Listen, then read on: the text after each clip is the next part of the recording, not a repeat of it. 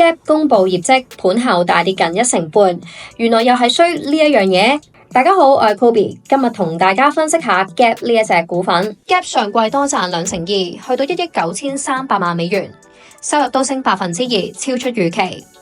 公司話，如果特朗普關稅措施持續，即係對中國維持3成，其他國家1成關稅，公司關稅相關嘅成本會達到2億5千萬至3億美元。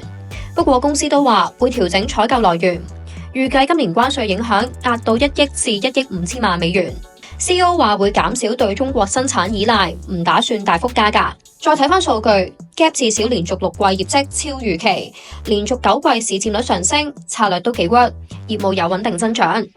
加上美國800美元小額包裹新關稅，消費者由拼多多旗下天貓以及 Shein 等等轉翻去本土品牌 ，Gap 毫無疑問會受惠。綜合以上因素，我會等 Gap 消化完關稅消息，股價喘穩先考慮吸納。你哋又點樣睇 Gap 呢隻股份呢？